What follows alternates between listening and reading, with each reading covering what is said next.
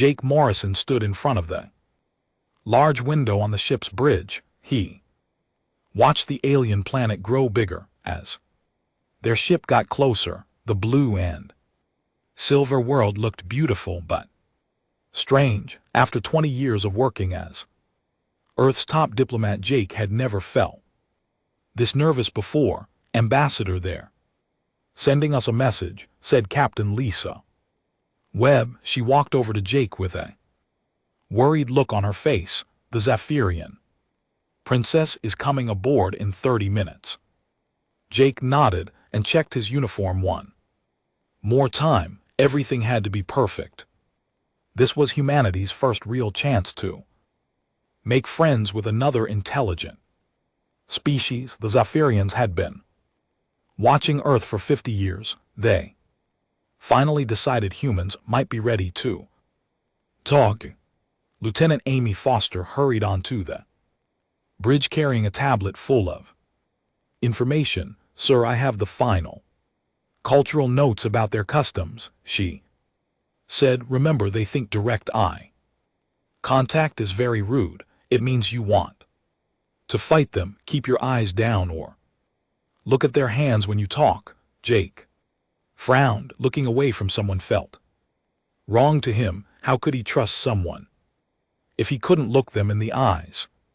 But he had studied alien cultures for months. He knew he had to follow their rules. "What else should I know?" Jake asked. Amy read from her tablet. "They speak very softly. Loud voices scare them. They don't touch each other, not even to shake hands, and they think emotions are a sign of weakness. Stay calm and logical at all times." The ship's computer made a soft beeping sound. "Alien vessel approaching," it announced in a pleasant female voice.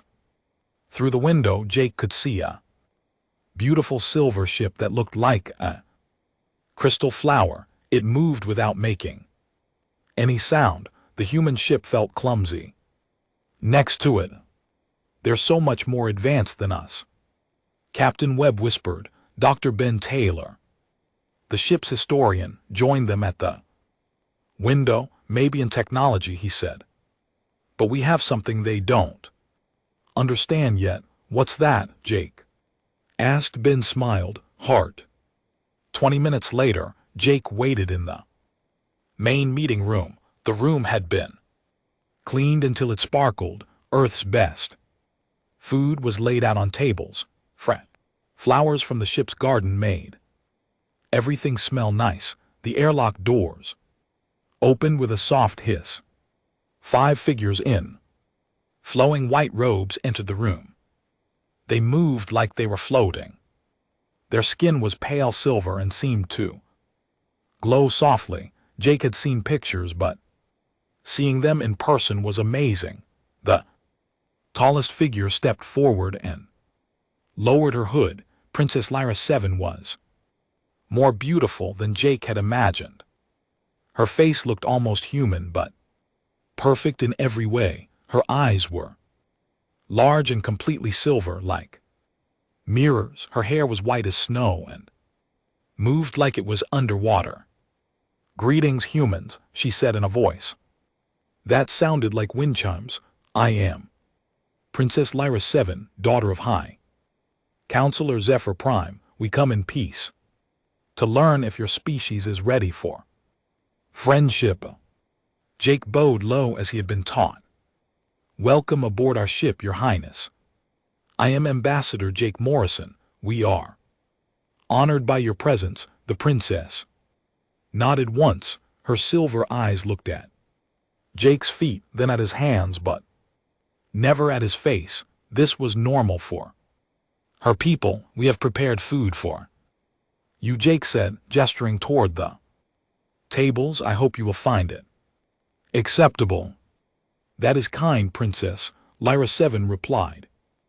"My people do not require much nourishment. We eat for function, not pleasure." As they walked toward the tables, Jake felt confused. The princess moved like a beautiful robot. She showed no feelings at all. Her voice stayed the Same tone, whether she was being polite or stating facts. It was like talking to a very pretty computer.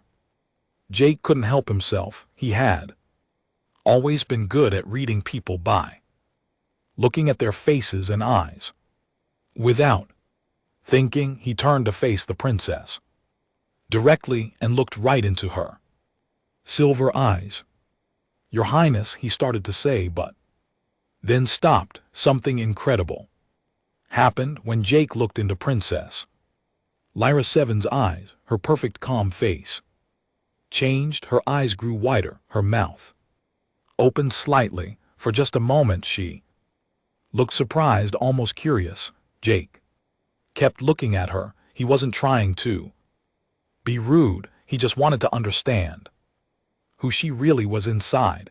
In her silver eyes he thought he saw something hiding, something that wanted to come out but didn't know how. The princess stared back at Jake. She had never seen eyes like his before. Human eyes were brown and warm, like rich soil or tree bark, but it wasn't the color that shocked her. It was what she saw in them.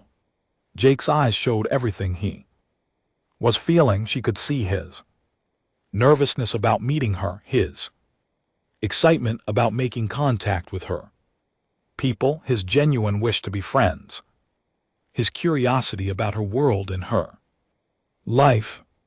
No one had ever looked at Princess Lyra Seven this way before. Her own people never showed emotions. They never tried to see inside each other's thoughts and feelings. They believed the mind should be private and controlled, but Jake was looking at her like she was the most interesting person in the universe, like he really wanted to know what she was thinking and feeling. It was strange and frightening and wonderful all at the same time. "Why are you looking at me so deeply human?" Princess Lyra Seven asked. Her voice was different now. It had feeling in it for the first time. Wonder and confusion mixed together. The other Zephyrins in the room became very still. Their princess had just broken their most basic rule about controlling emotions. Jake realized he had made a mistake, but he couldn't look away. "I'm sorry, Your Highness." Humans look at each other to understand feelings and intentions. We read faces and eyes to know if someone is honest or kind. "I meant no disrespect." Princess Lyra Seven tilted her head like a bird studying something new. "You can see feelings and eyes." "Yes," Jake said simply. "Your people think emotions are weakness, but we think they're what make life worth living. They help us connect with each other." The princess was amazed. In 200 years of life, no one had ever tried to connect with her this way. She felt something stirring inside her that she had no name for. It was the beginning of everything changing. Princess Lyra Seven could not sleep that night. In her guest room aboard the human ship, she lay on the soft bed and stared at the ceiling.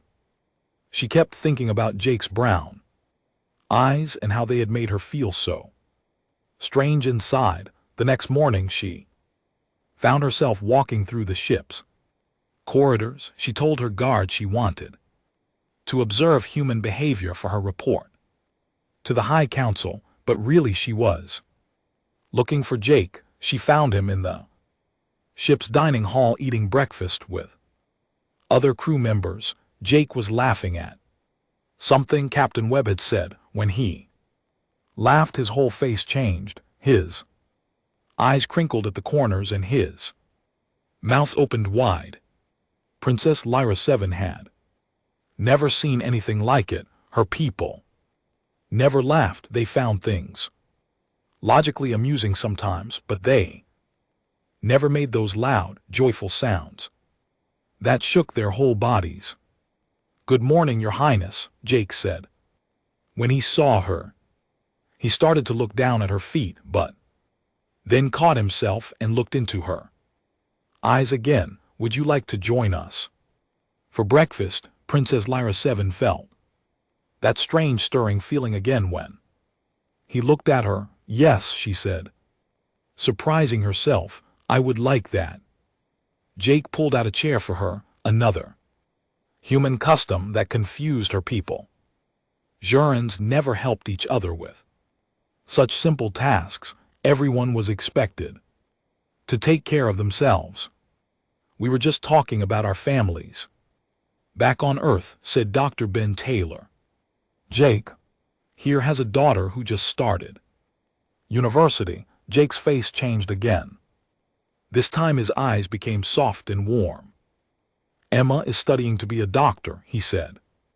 With obvious pride, she's always been the smartest person I know. Gets that from her mother. Princess Lyra 7 watched Jake's face carefully. You miss them, she said. It wasn't a question. Every day, Jake admitted. Being away from family is hard, but someone has to do this job, and I believe it's important. Why is it important to you personally? The princess asked. Jake thought for a moment. Because I want Emma to grow up in a universe where different kinds of people can be friends, where we can learn from each other instead of being afraid. The princess felt something she had no word for.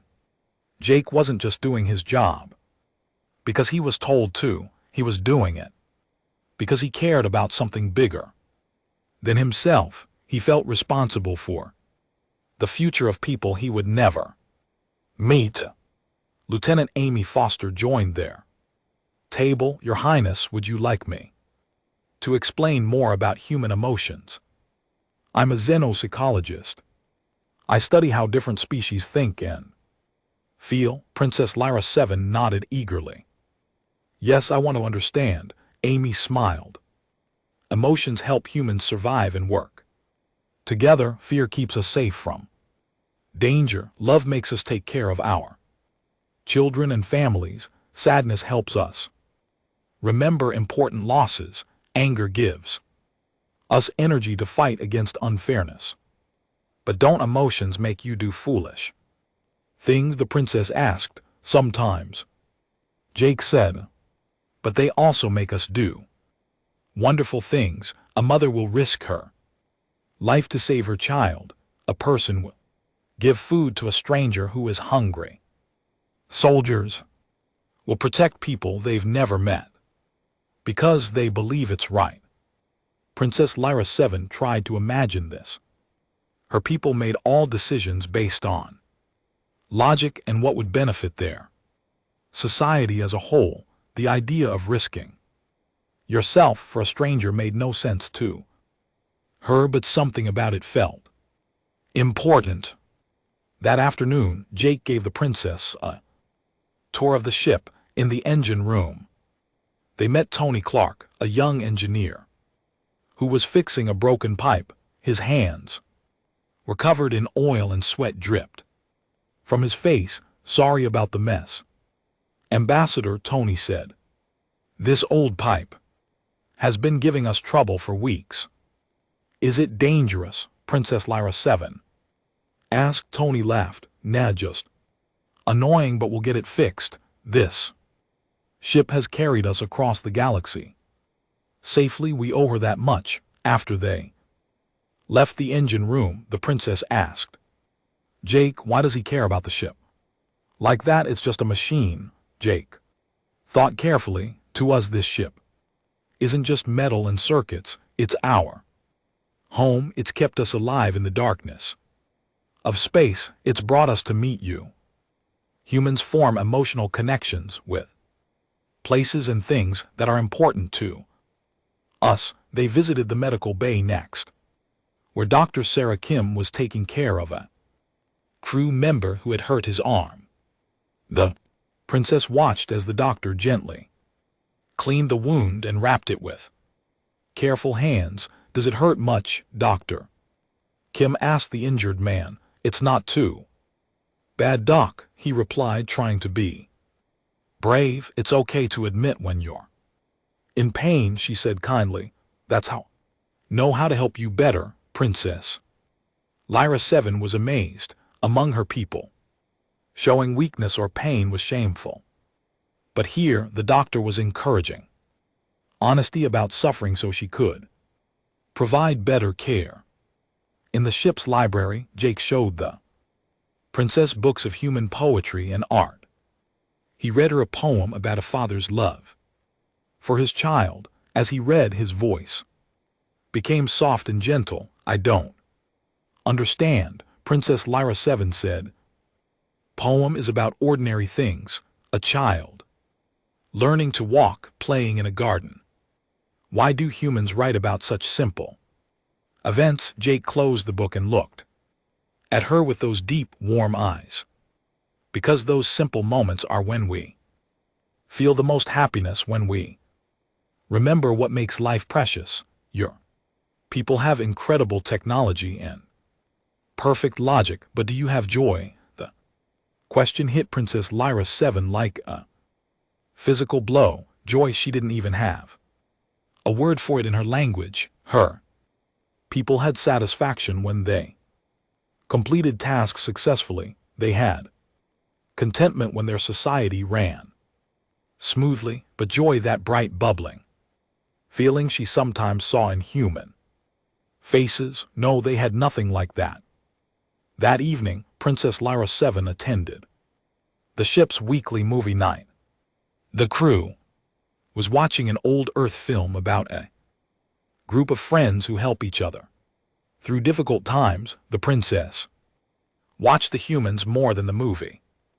When something sad happened in the film, she saw crew members wipe tears from their eyes. When something funny happened, they laughed together. When the friends in the movie succeeded, the watching humans cheered and clapped.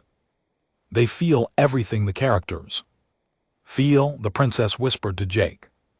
That's called empathy, Jake explained. Quietly, we can put ourselves in other people's place and feel what they feel.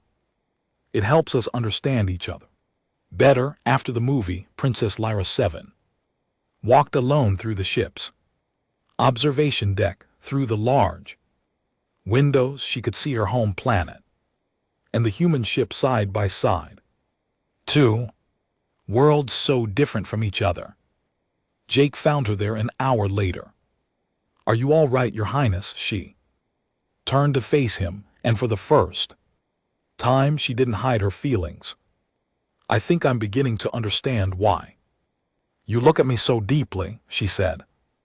You're trying to see who I really am inside, aren't you? Jake nodded. Yes. And I think there's someone wonderful in there who's been waiting a long time to come out. Princess Lyra 7 felt tears forming in her silver eyes. She had never cried before. The warm, salty water felt strange on her cheeks. I want to learn, she whispered. I want to understand what I've been missing. Jake smiled and very carefully reached out to gently wipe away her tears. Then, we'll learn together. 3 days later, Princess Lyra 7 received an urgent message from her home planet. Her father, High Counselor Zephyr Prime, appeared on the communication screen in her quarters. His silver face showed no expression, but his voice was colder than usual. Daughter, your reports have become concerning, he said. You write about human emotions as if they are valuable. You describe their chaotic behaviors with approval. This is not acceptable. Princess Lyra 7 felt her heart beat faster. She had learned this word from the human's heart. Her people called it a blood pump, but humans knew it was so much more. Father, I am learning important things about their species, she said carefully. Their emotions make them stronger, not weaker. They work together in ways we never imagined. Emotions are a disease, her father replied firmly. They cause wars, suffering, and poor decisions. Our ancestors abandoned such weaknesses thousands of years ago. That is why our society is perfect and peaceful. But is it alive? Princess Lyra 7 asked before she could stop herself. The question hung in the air between them. Her father's silver eyes grew wider. You will return home immediately. You have been contaminated by human influence. The council will decide how to fix your thinking. The communication ended. Princess Lyra 7 sat alone in her quarters, feeling something she had never experienced before. Fear, not logical concern about a problem, but deep, cold fear that reached into her chest and squeezed. She didn't want to go back to her empty, quiet life. She didn't want to lose these new feelings and thoughts. She didn't want to stop learning about the beautiful complexity of human nature. Jake found her in the ship's garden. An hour later, the princess was sitting among the earth flowers, touching their soft petals with wonder. These grow without logic, she said when she saw him. They serve no practical purpose except beauty. My people would never waste resources on something so unnecessary. Jake sat down beside her on the garden bench. And yet here you are, finding them important enough to spend time with. Princess Lyra 7 looked at him with sad eyes. My father has ordered me to return home. He says I've been contaminated by your emotions. What do you want to do? Jake asked gently. The princess thought about this question. In her entire life, no one had ever asked her what she wanted. Zephyrians were told what was logical and best for society. Personal desires were considered selfish and wrong. I want to stay, she whispered. I want to learn more about what it means to truly live instead of just exist. Jake felt his heart break for her. He understood what she was giving up. That's a very brave choice, Your Highness. Please, she said, call me Lyra. I'm tired of being just a princess. I want to be a person. That afternoon, Captain Webb received a priority message from the Zephyrian High Council. They demanded Princess Lyra 7's immediate return. They also sent 3 warships to escort her home. Jake called an emergency meeting with his senior staff. They're treating her like a prisoner, he said angrily. She should have the right to choose her own path, sir. If we refuse to return her, it could mean war. Captain Webb pointed out. Our ships are no match for their technology. Dr. Ben Taylor leaned forward in his chair. Maybe that's not the point. Maybe the point is doing what's right, even if it's dangerous. Lieutenant Amy Foster had been studying the Zephyrian cultural files. I found something interesting, she said. Their society wasn't always emotionless. 5,000 years ago they had art, music, and poetry. They had families that stayed together by choice, not just biological duty. What changed? Jake asked. A great war, Amy replied. Their emotions led to conflict and suffering, so their leaders decided to remove all emotional responses from their people through genetic modification and psychological training. Jake stood up and walked to the window. Outside he could see the 3 Zephyrian warships approaching. They were beautiful and terrible, like deadly flowers made of silver light. They threw away their humanity to avoid pain, he said quietly, but they also threw away joy, love, hope, and wonder. And Princess Lyra 7 entered the meeting room without permission. Her guards tried to stop her, but she had learned human stubbornness. I want to help, she announced. I want to show my people what they've lost. Jake turned to face her. Lyra, this could be very dangerous. For you, everything worthwhile is dangerous, she replied. You taught me that. The Zephyrian warship sent a final demand. Princess Lyra 7 must return within 1 hour or they would take her by force. Jake made a decision that surprised everyone, including himself. Captain Webb opened a channel to all 3 ships. When the communication was established, Jake faced the screen. 3 Zapian commanders waited there. Faces were cold and emotionless. I am Ambassador Jake Morrison, he said. Clearly, Princess Lyra 7 has requested asylum aboard our vessel. She wishes to continue learning about human culture and emotions. The princess is sick.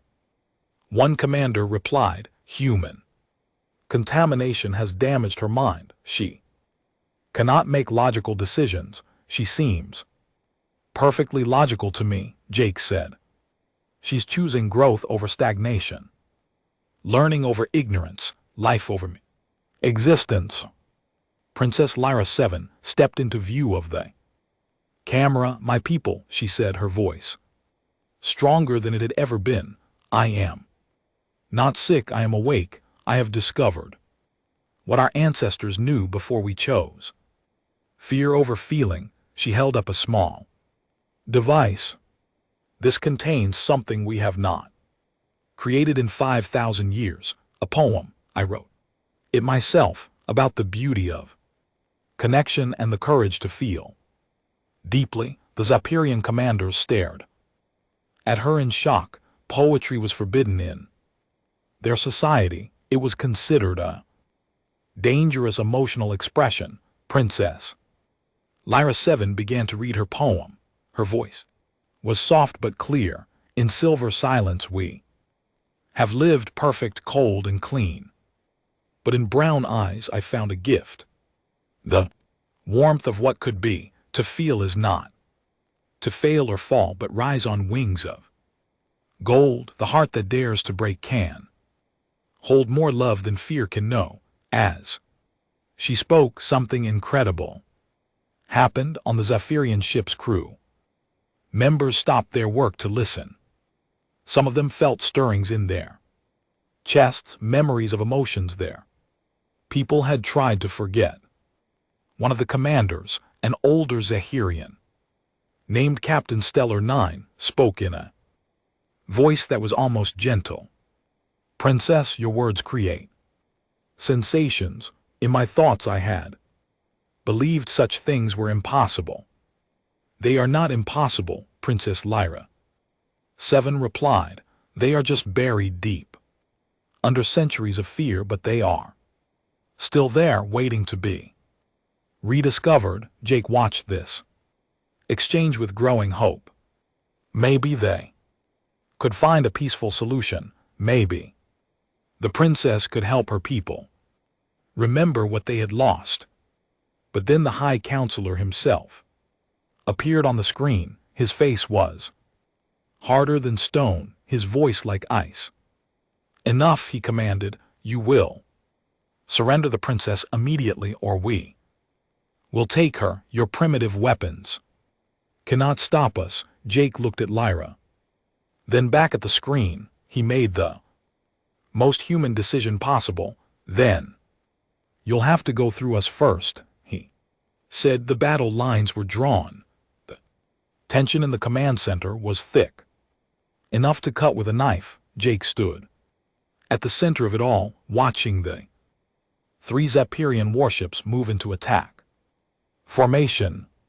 Their weapons were charging, creating beautiful but deadly patterns of light along their silver hulls. Princess Lyra 7 had refused to go to the safety of the ship's protected core. Instead, she stood beside Jake, her silver skin now showing faint colors that shifted with her emotions. The humans had taught her that feelings didn't have to be hidden. Ambassador, Captain Webb said quietly, their weapons are far more advanced than ours. If they attack, we won't last 5 minutes. Jake nodded, but his face remained calm. Sometimes doing the right thing isn't about winning, Lisa. Sometimes it's about standing up for what you believe in, even when the odds are impossible. Dr. Ben Taylor was monitoring communications from the Zephyrian ships. Sir, I'm picking up interesting chatter from their crews. It seems Princess Lyra VII's poem has caused quite a stir. Some of their people are asking questions about emotions and feelings. Princess Lyra VII stepped forward. Jake, I want to try something. Let me speak to my people again, but this time not as a princess giving orders, as someone sharing a discovery. Jake looked into her silver eyes, now bright with determination and hope. Are you sure? Your father seemed pretty angry. My father is afraid, she replied. Fear makes people do terrible things, but maybe I can help them. Remember that courage is also an emotion, and it's stronger than fear. Jake nodded to Captain Webb, who opened channels to all Zahirian vessels. But instead of speaking to the commanders, Princess Lyra VII requested to address the entire crews of all 3 ships.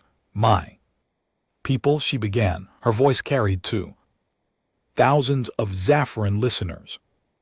I know many of you are confused by what I have said and done. For our entire recorded history, we have been taught that emotions are weakness, that logic alone makes us superior. She paused, gathering her thoughts. Princess had learned this from watching Jake prepare for difficult conversations. Taking time to think made words more powerful, but I have discovered something that changes everything. The humans are not weak because they feel deeply, they are strong because of it. Their emotions don't make them do foolish things. They make them do brave things, kind things, wonderful things that pure logic could never inspire.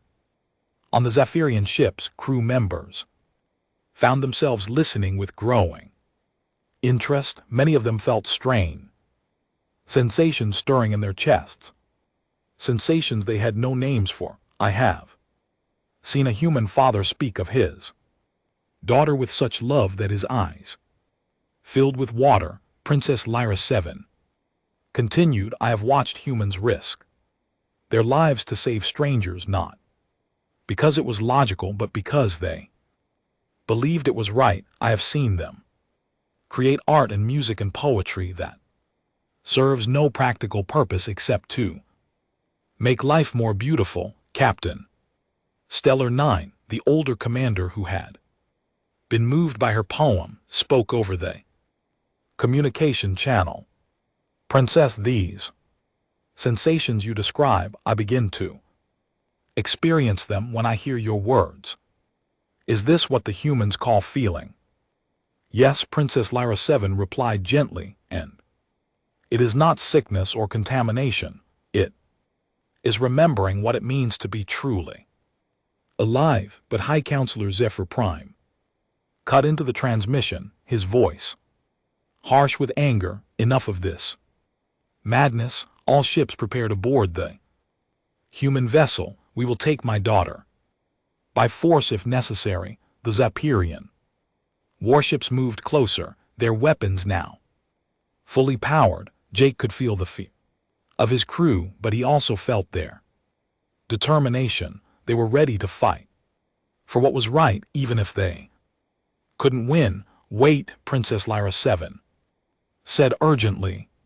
Father, before you attack, let me ask you one question. Speak quickly, the High Counselor replied coldly.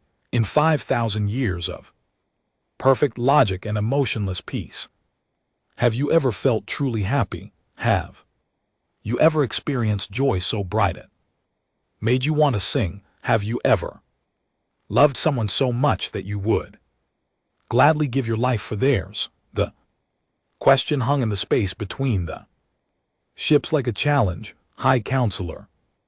Zephyr Prime was silent for a long moment. Happiness is irrelevant, he finally said, but his voice was quieter. Now joy is inefficient, love is. Weakness, no, Father, Princess Lyra 7 said sadly, love is strength, and you know this deep in whatever part of your heart still remembers how to feel. You loved my mother before she died.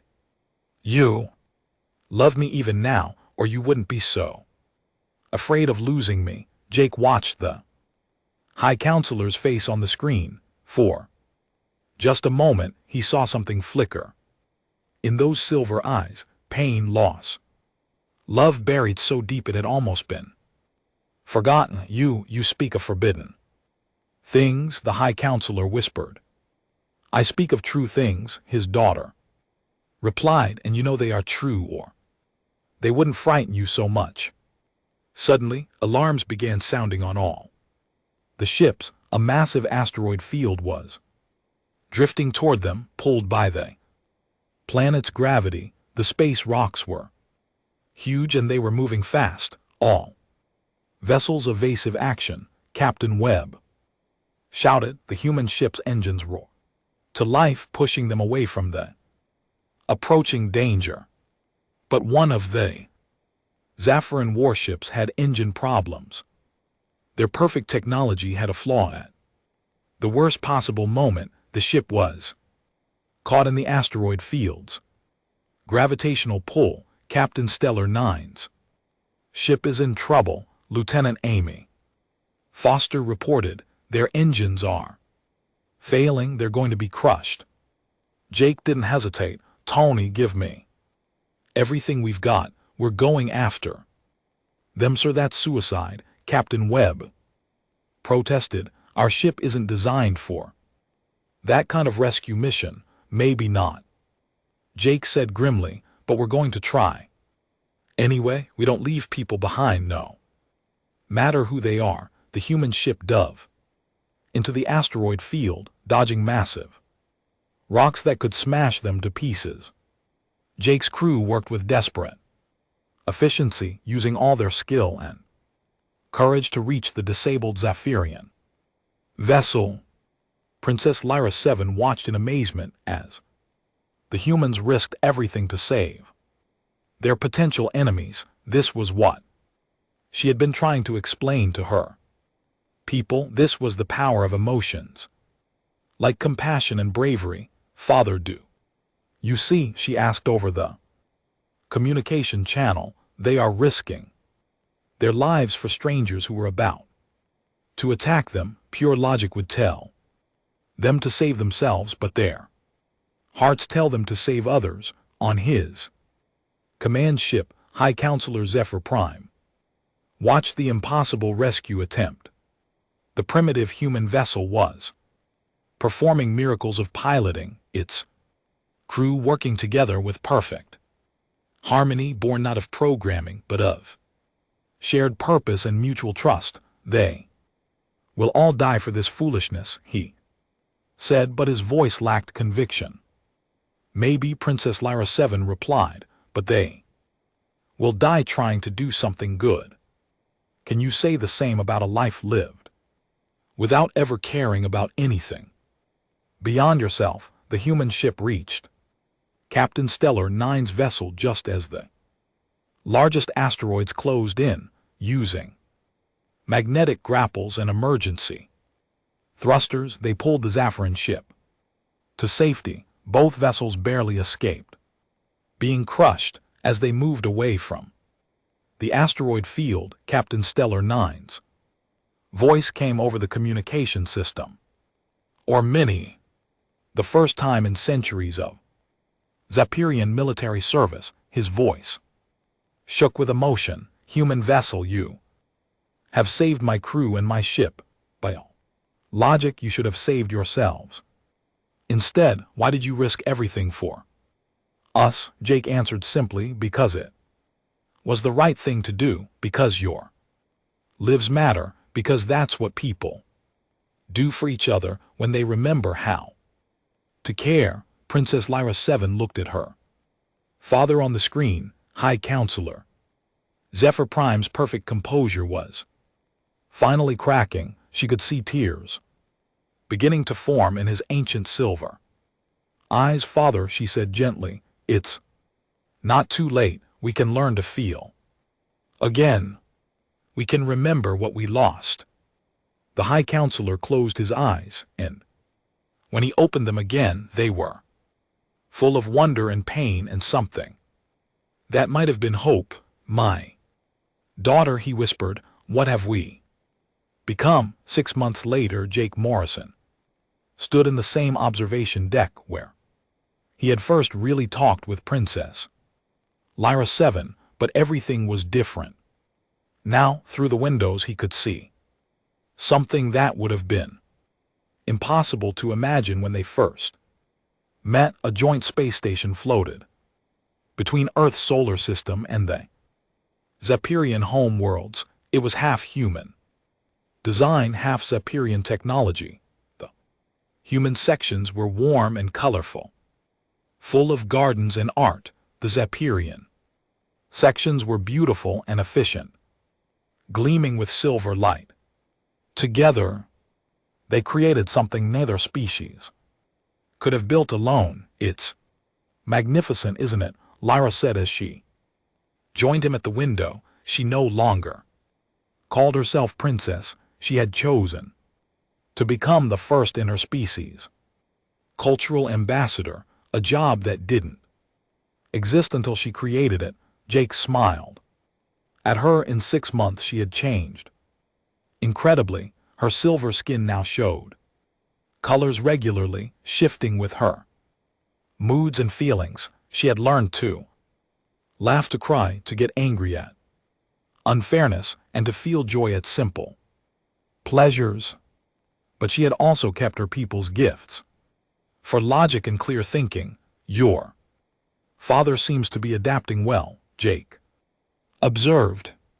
Through the window they could see High Counselor Zephyr Prime working alongside Dr. Ben Taylor on some kind of historical research project. The two very different beings had become unlikely friends. He told me yesterday that he remembers loving my mother, Lyra said softly. For the first time in decades he spoke her name and smiled. He said she would have been proud of what I've accomplished. It hadn't been easy. When news of the rescue and Princess Lyra 7's transformation reached both worlds, there had been panic and confusion. Many humans were afraid of the emotionally awakening Zephyrians. Many Zephyrians were terrified of the feelings that were starting to return after thousands of years. But there had also been wonder and hope. Young Zephyrians especially had begun to question their emotionless existence. Some had secretly tried to write poetry like their princess. Others had experimented with music and art. On Earth, people were fascinated by Zephyrian technology and logic. They wanted to learn how to think more clearly and solve problems more efficiently. The two species had so much to teach each other. First group of exchange students arrives next week, Lyra told Jake. 50 young humans will live on Zephyrian ships for a year learning about advanced technology and logical thinking. 50 young Zephyrians will live on Earth, learning about emotions and creative expression. Jake nodded approvingly. And the joint research project's going wonderfully, Lyra replied with excitement. My people's logical minds, combined with human creativity, are solving problems neither species could handle alone. Dr. Kim and the Zephyrian medical team have found cures for 3 diseases that have plagued both our peoples for centuries. They walked together through the station's central corridor. Here, humans and Zephyrians worked side by side. Jake watched a Human child teaching a young Zaffaran how to finger paint. The Zaffaran was laughing with delight as colors splashed across the paper in wild, wonderful patterns. In another section, a group of human engineers were learning Zapparian mathematics from an elderly teacher whose silver hair had begun to show streaks of gold. Jake had learned that when Zapparians experienced strong, positive emotion, their hair changed color. Captain Stellar 9 asked me to give you a message, Lyra said as they entered the station's main meeting room. He said that saving his ship was the most illogical and beautiful thing he had ever witnessed. He's writing a book about it. A book? Jake asked, surprised. Poetry, actually, Lyra replied with a grin. It seems like once Syrians remember how to feel, they can't stop creating. We have artists, musicians, and writers for the first time in 5,000 years. They reached the center of the meeting room where a special ceremony was about to begin. Representatives from both species had gathered to sign the Friendship Accords, a treaty that would bind their peoples together in peace and cooperation for generations to come. High Counselor Zephyr Prime stood at the head of the table, looking very different from the cold, emotionless leader Jake had first encountered. His silver eyes now sparkled with warmth and intelligence. His voice, when he spoke, carried feeling and genuine care. Ambassador Morrison, he said formally, but with a smile, before we begin the ceremony, I want to say something to you personally. Jake stepped forward, curious about what the Zapparian leader wanted to tell him. 6 months ago you looked at my daughter with such depth and kindness that you awakened something in her that had been sleeping for centuries. You saw not what she was, but what she could become. You changed the course of 2 civilizations with that one moment of human compassion. The High Counselor paused, gathering his thoughts. Jake could see emotions playing across the alien leader's face, pride in his daughter, gratitude for what Jake had done, hope for the future they were building together. But more importantly, the High Counselor continued, you taught us that being vulnerable is not weakness, opening heart to another person, risking pain and disappointment, choosing to care about someone beyond yourself. These are the bravest things any being can do. My people had forgotten this. We had chosen safety over life, logic over love. You helped us remember that existence without feeling is not really living at all. Jake felt his own emotions rising. Sir, your daughter taught me just as much. She showed me that courage isn't about being fearless. It's about choosing to grow and change, even it's terrifying. Lyra stepped between the 2 important men in her life. Both of you taught me the most important lesson of all, she said, that understanding between different peoples isn't about becoming the same. It's about appreciating what makes each other special and finding ways to be stronger together. The ceremony began with Captain Webb and Captain Stellar 9 reading the terms of the Friendship Accords. The treaty established trade agreements, cultural exchanges, joint scientific research projects, and mutual defense pacts. But more than that, it created a framework for 2 very different species to learn from each other and grow together. As Jake signed his name to the historic document, he thought about how much had changed since that first awkward meeting.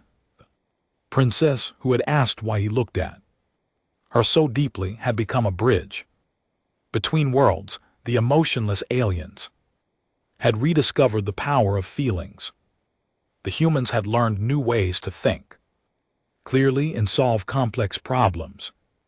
After the ceremony, Jake and Lyra returned to their favorite observation deck, the stars stretched out before them, no longer cold and distant, but full of possibility and promise. Do you ever regret leaving your old life behind? Jake asked her. Lyra considered the question seriously. I regret the years I spent not truly living, she said. I regret that it took so long for my people to remember how to feel. But I don't regret the choice to change and grow. That's what makes us alive, isn't it? The ability to become something more than we were. Jake nodded and looked out at the stars. Somewhere among them, other species were probably struggling with their own fears and limitations. Maybe someday humans and Zahirians would help them discover new ways of being, just as they had helped each other.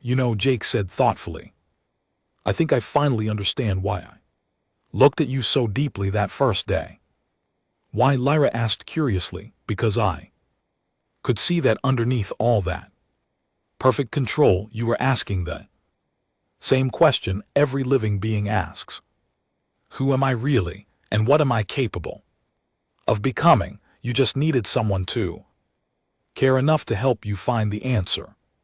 Lyra smiled and took Jake's hand in hers. It was a gesture she had learned from humans, this simple connection between two people who cared about each other. And now we're helping both our species find that answer together, she said, not as separate worlds trying to survive alone, but as friends exploring the universe and discovering what's possible when different kinds of intelligence work together. They stood together in comfortable silence, two beings from different worlds who had learned that the deepest connections come not from being the same, but from seeing the beauty in each other's differences.